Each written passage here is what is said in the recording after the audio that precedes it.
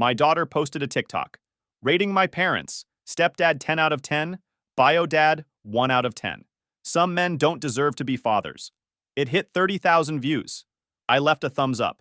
That week, I repossessed her car, liquidated her college fund, and everyone found out her stepdad was living off my child support. Hey, Reddit. This is the story of how my bratty daughter thought she could humiliate me and still keep me as her safety net. Well, she miscalculated, and it ended up costing her a lot more than she expected. Here's what went down. I, 44 male, work as a quality control supervisor at a manufacturing plant, making decent money, around $90,000. And I've been divorced from my ex-wife Karen for 6 years now. Yeah, her name is actually Karen. And yes, she lives up to every stereotype you're imagining. Let me paint you a picture of how I got here. Straight out of high school, I started working factory floors. Hot, dirty, back-breaking work that most people wouldn't last a week doing. Spent my 20s pulling double shifts, going to night school for my engineering degree, sleeping 4 hours a night so I could build something better for my family. Worked my way up from the production line to floor supervisor to where I am now, overseeing quality standards for automotive parts. It's not glamorous, but it pays the bills and then some. When my daughter Allison was little, she used to light up when I'd come home from work. I'd walk through that door covered in machine oil and metal shavings, and she'd run straight into my arms yelling, "Daddy's home!" She'd sit on my lap while I ate dinner, asking about my day, wanting to know everything about the big machines at work. On weekends, I'd take her to the shop with me sometimes when I had to check on things. She'd wear my old safety goggles that were way too big for her head and pretend to inspect parts with me. Those were the good days. Karen and I split when Allison was 11. The divorce was ugly as hell. Karen tried to take me for everything, claiming she deserved half my 401k because she supported my career by, I don't know, existing. She got the house. I got stuck with $850 monthly child support, plus I cover Allison's car insurance, phone bill, and pretty much everything else. Here's the thing about those early years after the divorce. Allison still chose me. Every weekend, she'd pack her little bag and couldn't wait to come to my apartment. We'd build blanket forts, have pancake breakfast competitions, watch movies until way past her bedtime. She'd help me cook dinner, even though help mostly meant making a mess and stealing ingredients. When she got older, she'd bring homework to my place because she said I explained math better than her mom. But somewhere around age 14, things started shifting. The weekend visits became shorter. She'd spend more time on her phone, less time talking to me. Instead of our usual movie nights, she'd want to go back to her mom's early because Madison was having a sleepover, or there was this party. I told myself it was normal teenage stuff. Kids naturally gravitate toward the parent with the bigger house, the better neighborhood, the social connections. Here's the thing about Karen. She's always been obsessed with appearances. Designer handbags, expensive cars she can't afford, constantly posting on Facebook about her amazing life. When she remarried this guy Brad 3 years ago, it was like she won the lottery in her mind. Brad works in sales, drives a BMW he's probably upside down on, and they moved into this McMansion rental. Now here's where Brad becomes a problem. This guy's a classic narcissist who saw Karen's kid as competition for attention. From day one, he's been playing this game where he tries to be the cool dad while subtly undermining me. He'll drop comments to Allison like, "Your dad seems stressed about money lately," or, "If it was up to me, you'd have everything you want." All passive-aggressive bullshit designed to make me look like the bad guy. The worst part? He would pull Allison aside during family events and feed her this garbage about how real men handle money. He'd tell her stories about his successful friends who never make their kids worry about expenses. Meanwhile, I'm over here tracking every penny because I actually understand what things cost and what happens when you live beyond your means. What I found out later is that Brad's been living on borrowed time financially. His sales job is commission-only selling luxury pools, and after the 2023 economic downturn, rich people stopped building backyard water parks. He went from making $120,000 a year to maybe $30,000 if he's lucky. The BMW, lease that's 3 months behind. The McMansion, they're subletting it from someone who couldn't afford the rent themselves, and Brad's been covering the shortfall with credit cards.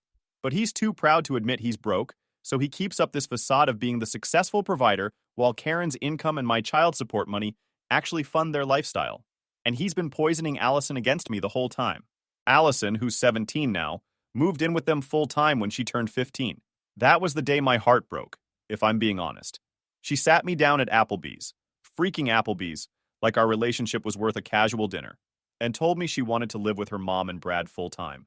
Said it would be easier for school, and she could focus on cheerleading better. But I saw right through it. Karen's house had the pool, the game room, the neighborhood where all her friends lived. My two-bedroom apartment suddenly felt like consolation prize territory. The kid who used to beg me to teach her how to change oil in the garage was now too good for weekends with her old man. I get her every other weekend now, though she usually has some excuse. Cheerleading practice, shopping with friends, or just flat out, I don't want to come over, Dad. Each cancellation felt like another nail in the coffin of what we used to have. But here's what Allison doesn't know. I've been putting away $300 a month into a college fund for her since she was born. 17 years of skipping dinners out, driving the same beat-up truck for 8 years, living in that cramped apartment instead of getting a nicer place. Every month, without fail, even when work was slow and overtime got cut. Every birthday, every Christmas bonus, every tax refund, straight into that account. Nearly $90,000 sitting there now, waiting for her future. I also bought her a 2020 Honda CR-V last year for her 16th birthday. $18,500 that I saved for by working every piece of overtime I could get my hands on. Spent 6 months eating bologna sandwiches for lunch and skipping my usual Friday drinks with the guys. Her phone, on my family plan, $40 a month. Car insurance, $180 monthly because teenage girls are apparently crash magnets. I also send Karen an extra $200 to $300 every month on top of the required $850 child support for Allison's expenses, clothes, activities, whatever. Because despite Karen's entitled attitude, I want my daughter to have nice things. Even if it means I'm still driving a 2015 F-150, while Allison posts Instagram stories from the passenger seat of luxury cars I'll never afford. My brother Mike keeps telling me I'm too generous, that I should let Karen and Brad figure their own shit out. But Allison's my only kid, you know? For years, I told myself that all those sacrifices would mean something. That one day she'd realize her dad worked his ass off to give her opportunities I never had. That she'd appreciate the man who chose overtime shifts over sleep, who chose her future over his own comfort. Boy, was I wrong. I should have seen the warning signs. Looking back, there were 3 incidents over the past year that showed me exactly what Allison was turning into, but I ignored them because I'm an idiot who thought being a good father meant I could buy my daughter's respect. The restaurant meltdown, 8 months ago. I took Allison to dinner at this nice steakhouse. Not cheap, probably $120 for both of us. She orders the most expensive thing, obviously, plus appetizer and dessert. Fine, whatever. It's my weekend with her. Then she starts taking pictures of her food for Instagram, posing with her drink, the whole social media circus. When the food comes, she takes 3 bites and says she's full. I tell her to take it to go since I just spent $45 on her meal. She goes off about how Brad would never make her feel bad about wasting food, how he says money isn't everything, and that I'm too uptight about expenses. God, Dad, why do you have to be so negative about everything? Not everything's about money. Brad would never make me feel guilty about, Allison, take the food home or pay for it yourself. And next time, ask Brad to foot the bill for your Instagram photo shoots. She huffed and puffed but took the leftovers. What really pissed me off was finding out later that Brad had been coaching her on this shit. He'd tell Allison that controlling men use money as a weapon, and that she should never let me make her feel guilty about normal teenage stuff. The asshole was literally teaching my daughter to disrespect me while I paid for everything. The shopping tantrum, 4 months ago. Allison texts me saying she needs emergency money for a school event, some winter formal thing. I sent Karen $300 for a dress. A week later, Allison posts Instagram photos from the dance wearing what's clearly a $500+ designer dress. When I ask Karen about it, she says Allison found the dress on sale, but needed extra for shoes and accessories. Whatever, I let it slide. But then Allison calls me the next week crying about how she has to return the dress because Karen can't afford to keep it. But Brad told her if it was up to him, she could keep it, and that I'm being controlling with money. Dad, all my friends get to keep their formal dresses. Then all your friends can get jobs and buy their own dresses. Brad said you'd say something like that. He said you use money to control people. If Brad's got opinions about my money, maybe he should try earning some of his own. She hung up on me. The car ultimatum. 6 weeks before the TikTok disaster. Allison calls me on a Sunday morning, crying about how she can't drive the Honda anymore because all her friends drive BMWs and Teslas and Mercedes. She looks like a loser pulling up to school in a Honda. I'm silent for a good 10 seconds, trying to process this bullshit. This is a 2020 Honda with 18,000 miles. an $18,500 car that I bought outright. But she's going on about how Madison's parents got her a BMW 3 Series, and Chloe drives a Tesla Model 3. Even Alyssa has a Mercedes C-Class. Dad, Brad said he'd co-sign for something better if you weren't so controlling. Tell Brad when he starts making car payments, he gets a vote in car purchases. You don't understand how embarrassing this is for me. You want a BMW? Get a job and buy one yourself. I hear they're hiring at McDonald's. She didn't like that. 2 weeks later, Karen called asking if I'd consider upgrading Allison's car to something more appropriate. When I asked where this was coming from, she admitted Brad had been pushing the idea. She's almost 18. She deserves something nicer. Brad's welcome to buy her a BMW anytime he wants. Oh wait, does he know what those cost? You know Brad's not her father. He shouldn't have to. Exactly. So stop asking me to fund your husband's promises. That was the last time Allison and I talked before the TikTok video dropped. It was a Tuesday. I'm at home after a particularly shitty day at work. Our main server crashed, and I spent 12 hours fixing it. I'm on my couch with a drink, scrolling through my phone to decompress, when my buddy from work sends me a link. Dude, isn't this your kid? It's a TikTok video titled, Rating My Parents, Stepdad 10 out of 10, Biodad 1 out of 10, with about 25,000 views and climbing. My stomach drops. I click play and watch my daughter, standing in what I recognize as the McMansion's kitchen, explaining to her followers why Brad is basically God's gift to fatherhood and why I'm a complete failure as a human being. According to Princess Allison, Brad buys her literally everything she wants. Brad takes her to amazing places and actually cares about her interests. Brad comes to her cheer competitions and supports her dreams. Brad understands her and treats her like an adult. Meanwhile, I'm apparently the deadbeat dad who only sees her twice a month, never buys her anything good, doesn't understand her generation, and is basically just a loser who complains about everything. She actually said I'm broke and bitter, and that she's so grateful. Brad stepped up where her real dad failed. But here's the part that really got me. She said Brad told her that some men just aren't cut out to be fathers, and that she was lucky to have found a real role model who shows her what success looks like. The kicker? She's wearing a $200 Lululemon outfit that I bought her last month, recording on an iPhone 13 that's on my phone plan, standing in front of Brad's BMW in the driveway. The comments were brutal. Kids from her school calling me a deadbeat, saying Allison was so lucky to have Brad, suggesting I should just disappear since Brad was clearly the better father. Multiple comments about how some men just aren't meant to be dads. One comment with 500 likes said, "Your bio dad sounds like a loser who can't handle being replaced by a real man." I sat there for probably 10 minutes, watching the view count climb. The video was spreading through her school like wildfire. Kids sharing it in group chats, parents seeing it, teachers probably catching wind of it. Then I did something that felt perfect in the moment. I commented, "Interesting perspective, sweetheart. Glad Brad's taking such good care of you with all that sales money. By the way, who's the Honda registered to again?" Then, thumbs up emoji. That comment got 800 likes in hours. Several parents from her school say it. People started asking questions. Wait, the bio dad found this? This is awkward. Sir, would you like to share your side? Wednesday morning at 6:47 a.m., my phone starts buzzing. Allison calling from school, asking about my comment and saying people are asking her weird questions. Dad, why did you comment on my video? People are being weird about it. Just agreeing with your assessment. Brad sounds like an amazing provider. It was just a funny video for my followers. I didn't mean to hurt your feelings. Hurt my feelings? I'm proud of you for finally being honest about our relationship. Transparency is important in family dynamics. She tried to backtrack, but the damage was done. Kids at school were asking uncomfortable questions about who actually paid for what. I hung up and called in sick to work. Time for some research. The guys at work were already texting me support. My work buddy Dave, who sent me the video, had shared it in our group chat, and these blue-collar fathers were pissed. That ungrateful little brat, from Tony, our welder. Kids these days don't know what real work looks like, from Marcus in maintenance. These guys knew what it meant to provide for a family, and they were ready to go to war for me. First stop, my bank's website. Pulled up every payment I've made for Allison over the past year.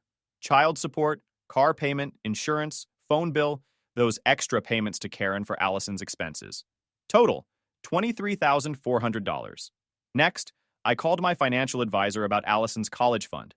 $89,147 as of yesterday. 17 years of $300 monthly contributions plus investment growth. Since it was a UTMA account, I was the custodian with full legal control until she turned 21. Here's where I made the smartest financial decision of my adult life. I liquidated that entire fund and redistributed the money. $35,000 went straight into my retirement account. Money I should have been saving for myself all these years, instead of funding an ungrateful kid's future. Another $15,000 went towards some much-needed home repairs, new roof, HVAC maintenance, foundation work that I'd been putting off. The remaining $39,000? That bought me a brand new F-150 with all the options I'd never been able to afford. This wasn't emotional spending. This was practical reallocation of resources. I'd been sacrificing my own financial future for someone who publicly called me worthless. Time to invest in myself instead. While I was at it, I called Honda Financial and inquired about the early payoff amount on Allison's car. $12,800. I could pay it off right now and keep the title. Finally, I called my phone provider and checked on Allison's line. Easy enough to transfer her number to a new account, one she'd have to pay for herself. But I wasn't done. I needed to understand what kind of provider Brad really was. I spent the afternoon doing what any smart businessman does: due diligence research using publicly available information. LinkedIn showed Brad's employment history had some interesting gaps.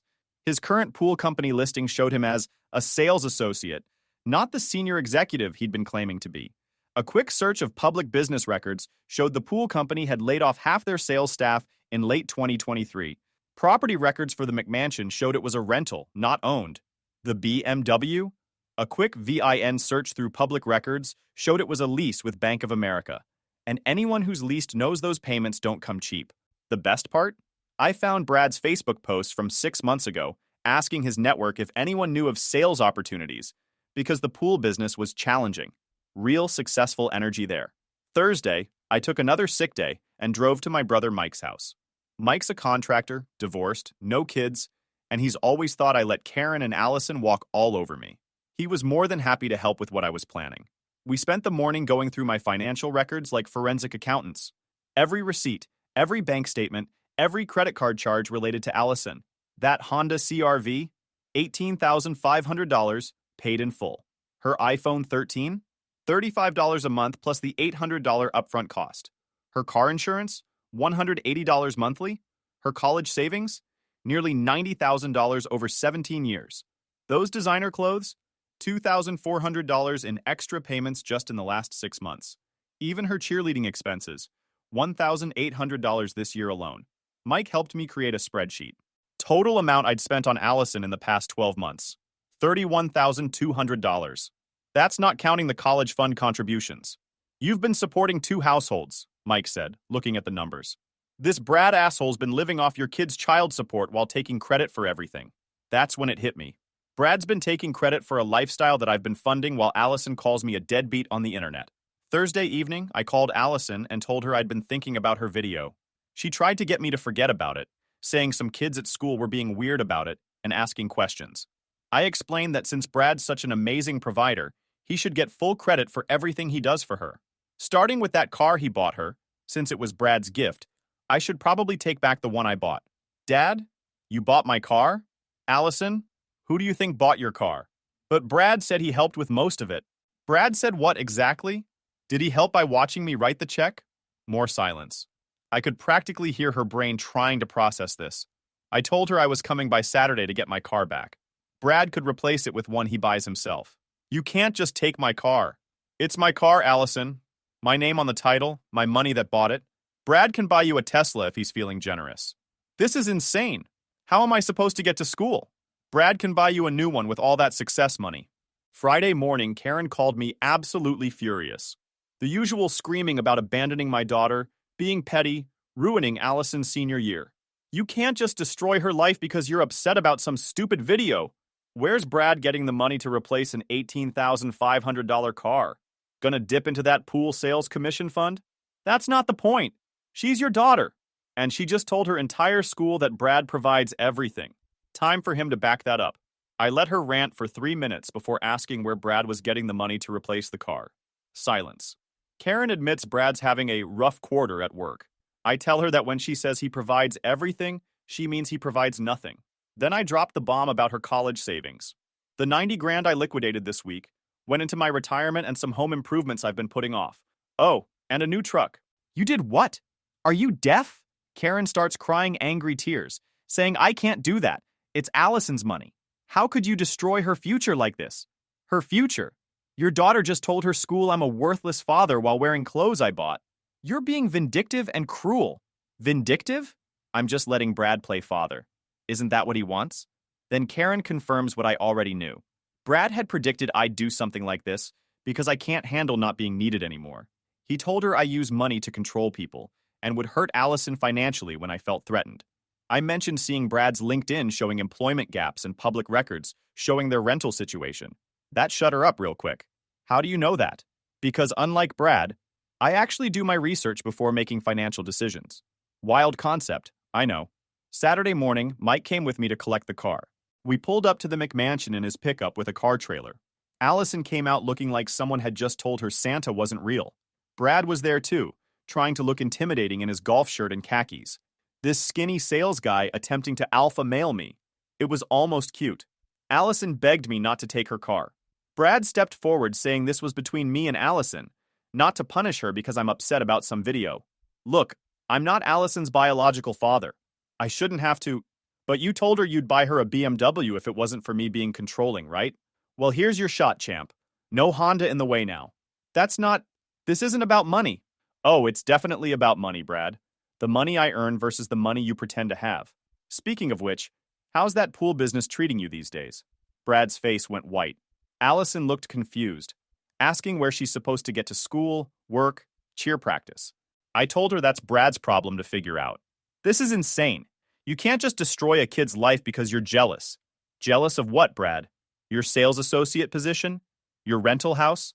The BMW that got repoed last month? Yeah, public records are fun. I don't know what you think you know. I know you've been playing pretend provider with my money while teaching my daughter I'm worthless. Game over, sales boy. Brad's mouth opened and closed like a fish. Allison was staring at him, waiting for him to deny it. He couldn't. I loaded her car onto the trailer while she recorded me with her phone, posting Instagram stories about her toxic dad taking her car because of a harmless video. But here's the thing. Allison had been posting about her car for over a year, always thanking Brad for spoiling her and being the best stepdad ever. Her followers knew Brad supposedly bought everything. By Saturday evening, kids from Allison's school were asking questions in the comments. If Brad bought the car, why could Biodad just take it? Where was Brad to stop this? Why didn't Brad have the title? Sunday morning, one of Allison's classmates, a kid whose mom works at the bank where Karen has her accounts, started connecting dots, posted a comment about how the BMW in Allison's videos was actually a lease, how the McMansion was a rental, not owned, but the real damage came from the parents. Several moms from Allison's cheer squad had seen both the original video and my comment. These women talk, PTA meetings, sideline conversations at games, group texts about carpools. Word spread fast through the parent network about Allison's video and what it revealed about their family dynamics. Monday at school was rough for Allison. Kids weren't cruel, but they were asking uncomfortable questions she couldn't answer. Teachers had obviously heard about the video. The cheer coach called her in for a conversation about appropriate social media representation. Her phone was buzzing constantly Sunday night. Some parents from Allison's school reached out. Apparently their kids had told them about the drama, and they wanted to say they thought what Allison did was wrong. A few of my coworkers who'd seen the video were buying me drinks and calling Allison an ungrateful brat. Even better, some of the dads at work shared similar stories about their own kids being turned against them by step-parents who contributed nothing but acted like heroes. Monday evening, she called me sobbing about how bad things were at school. Everyone was asking about the car and the money and Brad being broke. Some kids were calling her spoiled and fake. She begged me to fix it. She'd take down the video, post an apology, tell everyone I'm a good dad. Maybe I exaggerated some things.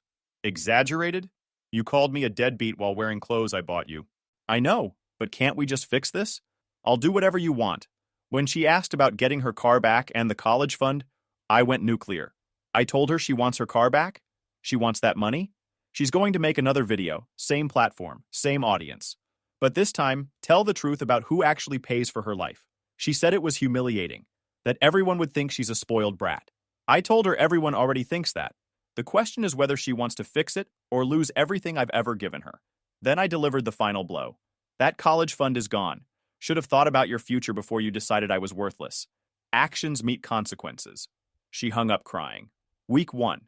The Apology Tour. Tuesday night, Allison posted the follow-up video. The truth about my dad and my lies. She explained that her bio dad pays substantial child support, bought her car outright, pays her phone bill, covers her insurance, and had been saving for her college education for 17 years. That Brad is a good stepdad who's struggling with work, but never claimed to be paying for everything. That she lied in the first video to get views and ended up destroying relationships she cared about. Most importantly, she apologized to me. Said I'd been a good father who provides for her even when she doesn't appreciate it. That she was wrong to call me a deadbeat and a failure. The comments on this video were different. A lot of respect for owning up to this, and your dad sounds like a good man. But also plenty of too little too late, and actions have consequences. What Allison didn't know is that several parents from her school had already seen both videos and formed their own opinions. The damage to her reputation was deeper than she realized. Wednesday evening, she called me crying. Dad, can I please have my car back? And maybe we can talk about the college money? Sorry doesn't unfuck this situation, Allison. I know, but I posted the apology video like you wanted. You posted it because you're facing consequences, not because you actually meant it. She was quiet for a long time. Then, what do you want me to do? You want your car back? You're going to get a job and make payments to me. $50 a week until you paid off the remaining $12,800. Miss a payment, lose the car permanently. That's all my money from work. Welcome to the real world, princess. How am I supposed to save anything? Not my problem. Brad's not really around anymore. He says the whole situation is too stressful and he needs space. There it was. When the going got tough, he bailed. Shocking absolutely no one. Weird how your 1010 stepdad disappeared the moment real responsibility showed up. It's almost like he was full of shit the whole time. But Dad, please. I'm not done. You're also going to spend every weekend with me for the next 6 months. No excuses, no cheerleading, no friends. You want to fix things? Then we'll do it in the right way. She sobbed that it wasn't fair. I told her fair would have been appreciating her father instead of humiliating him for internet points. Week 2. Karen called me Thursday morning. Absolutely desperate. Please, think about Allison's future. We tried to get a loan for college and got denied. Where's Brad's amazing money? Brad's going through some stuff right now. What kind of stuff? Turns out stuff meant his entire life imploding. Brad's BMW got repossessed Tuesday morning, right out of the McMansion driveway. Neighbors saw everything. The pool company he worked for let him go after a round of layoffs hit their sales team, and the landlord served them an eviction notice for being behind on rent. By Friday, Brad was completely MIA. Karen posted this pathetic Facebook status about going through challenging times and focusing on family. People in the comments were asking where her provider husband went, why she was suddenly posting about financial stress. The best part? Some of Allison's classmates' parents commented on Karen's post, asking if Brad was the same stepdad from the TikTok video who supposedly provided everything. Karen deleted the post within an hour. Week 3. Allison started her senior year taking the bus. The same girl who used to post Instagram stories from her car was now walking to the bus stop at 6:30 a.m. Her friends started asking questions she couldn't answer. The social media attention died down, but the damage at school was permanent. Kids started calling her TikTok as a joke. Her cheerleading coach had to have a conversation with her about representing the team appropriately online. Meanwhile, I'm driving my brand new F-150 that I bought with her college savings. Fully loaded, leather seats, the works. Every time I pulled up to pick her up for our mandatory weekends, she'd stare at it like it was a slap in the face. That truck cost more than my college fund, didn't it? Nope. I also put money into retirement and fixed my roof. Turns out investing in yourself feels pretty good. So you really spent all my college money? It was my money that I was saving for you. Past tense. She'd just stare at it, probably doing the math on what her mouth had cost her. Month 2. Allison got a job at Target. 20 hours a week at $12 an hour. After taxes, she was bringing home maybe $190 a week. 50 of that went to me for the car payment, leaving her with $140 for gas, insurance copay, and whatever teenage bullshit she wanted. The first weekend she came to my place, she was different, quieter. She sat on my couch and actually watched a movie with me instead of being glued to her phone. This sucks, Dad. What sucks? Working all the time and having no money. I never realized how expensive everything is. Now you know what providing actually looks like. Feels different when it's your money, doesn't it? I didn't rub it in. Just nodded and kept watching the movie. Week 6, she missed a car payment. I called her immediately. Allison, where's my $50? Dad, I had to buy new work shoes, and gas was more expensive this week. We had a deal. Can I just pay you extra next week? Nah, the deal is a deal. I meant it. The deal was $50 every week, no exceptions. She scrambled and borrowed money from Karen to make the payment 2 days late. I still counted it as a missed payment. Month 3. Karen and Allison had to move out of the McMansion. Turns out Brad had been subletting from someone who was also behind on rent. It was a whole house of cards that came crashing down. They moved into a 2-bedroom apartment in a sketchy part of town. Allison went from living in a 4,000 square foot house with a pool to sharing a bathroom with her mom. Brad resurfaced briefly to get his stuff, but he and Karen were done. She filed for divorce in November. Apparently, she found out he'd been using her credit cards to cover his expenses and had maxed out everything. Her credit was destroyed. The final twist?